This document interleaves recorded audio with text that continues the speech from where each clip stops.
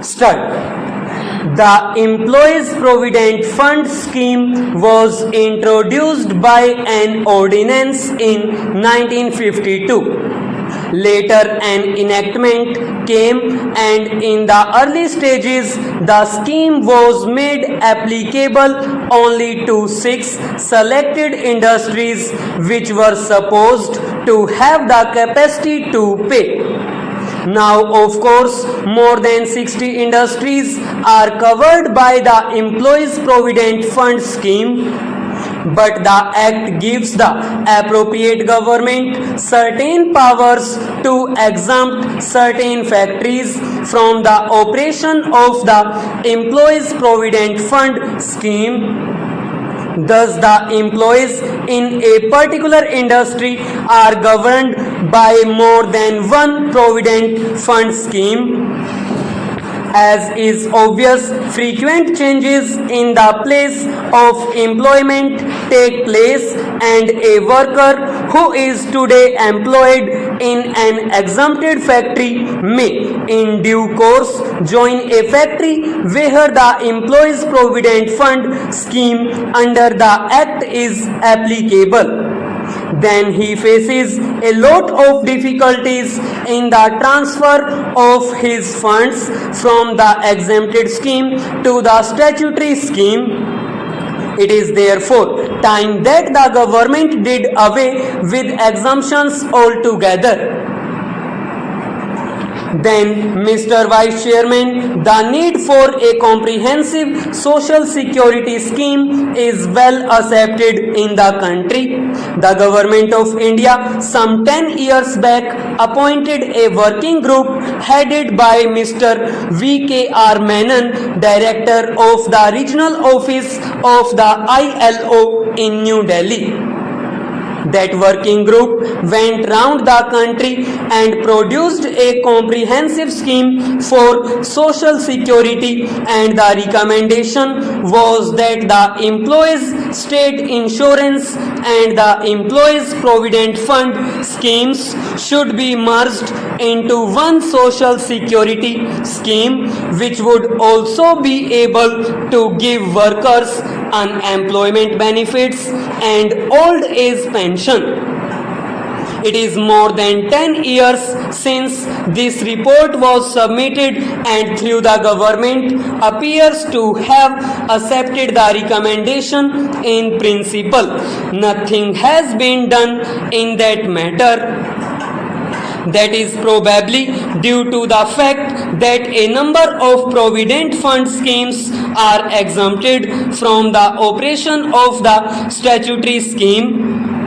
How will the government merge these exempted schemes into the social security scheme? So, if the government are serious about merging the employees' state insurance and the employees' provident fund schemes, it is time that they did away with exemptions.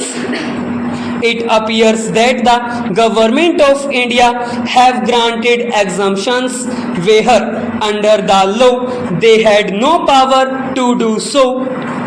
That is a wrong trend, and I must voice my protest against this.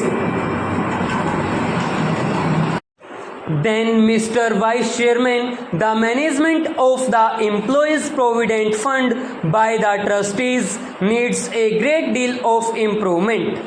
Now, under this scheme, some 30 lakh workers contribute. Some of them contribute 6% of their meager wages, others contribute 8%. The trustees are so callous that they do not see to it that all the deductions from the workers' meager wages are deposited with the proper authorities in time. The result is that lakhs and lakhs of rupees deducted from the workers' wages as their contribution to the provident fund schemes are not deposited with the provident fund authorities or appropriate authorities. The employers are allowed to convert the workers' savings into their working capital. It is the business of the administration, it is the business of the trustees to see that every rupee deducted from the workers is deposited with the appropriate authorities within the time limit laid down under the rules. What we find is that there are penal provisions, but those penal provisions are not enforced and employers are allowed to convert workers' savings into their capital. That is highly undesirable. It is also harmful to the workers because unless the money is deposited with the Provident Fund authorities, workers' accounts do not show to contributions deducted from them.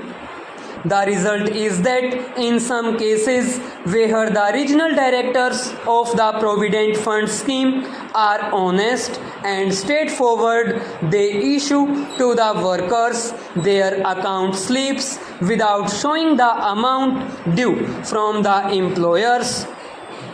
The worker who has contributed hundreds of rupees finds that the account slips issued by the Provident Fund authorities show only a meager deposit in his name, and he gets confused, agitated and discontented, and his heart is not in the working because the money deducted from his wages for his old age is allowed to remain with the employers, and the Provident Fund accounts do not give him credit for that sum.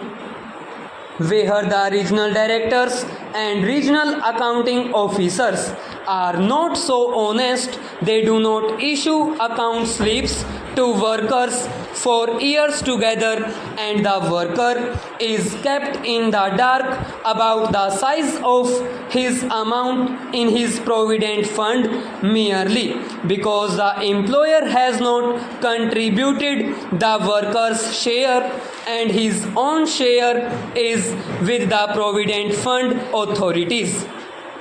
All this goes on, but the Provident Fund authority or the government does not prosecute or does not send to jail the defaulting employers.